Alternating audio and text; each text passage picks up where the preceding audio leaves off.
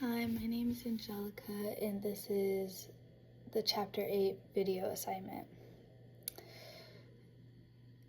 And there's two questions teacher gave us, and one of them was, how can economic inequality and power differences influence criminal behavior? In my opinion, economic equality affects the power differences essentially, because it separates it in between the higher class, middle class, and lower class. And with each class comes with more power essentially, because money equals power in today's economy. So the higher up in class you are, the higher the more power you have. And how does it influence criminal behavior? Well, essentially, due to the economic inequality, the lower class, essentially the poorer people, aren't able to get all the resources that they need at all, or don't have access to such resources, or aren't able to acquire them essentially.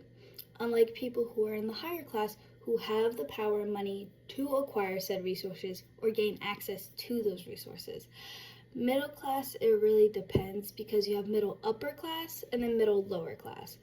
Middle upper class usually are able to get the resources they need, access. Middle lower class, it really just depends on, how much they make and who or where do they work for and who do they work for, essentially.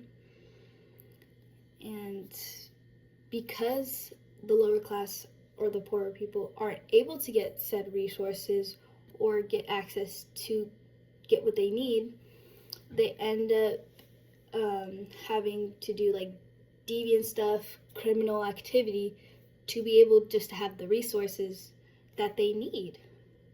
Because once again, they don't have the money nor the power to be able to get the resources.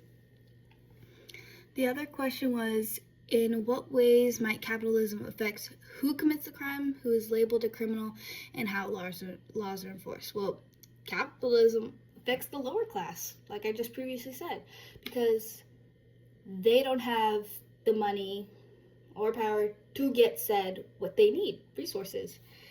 And because of that, they are the ones who most likely commit the crimes, the ones who are at that disadvantage.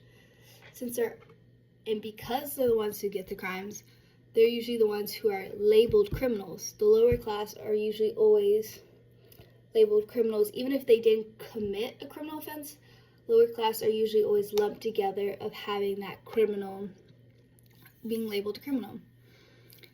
And how the laws are enforced, due to very much biases, and I think it's a little bit because of who pays the police essentially, but due to being usually in lower class or disadvantages, people usually think low upon them. So if they hear that a certain crime was committed, they obviously automatically think oh yeah, the lower class did that, like robbery, home invasions, all that stuff, or theft. They always assume the lower class because they're the ones who need the money to get their resources. Thank you, and have a great day.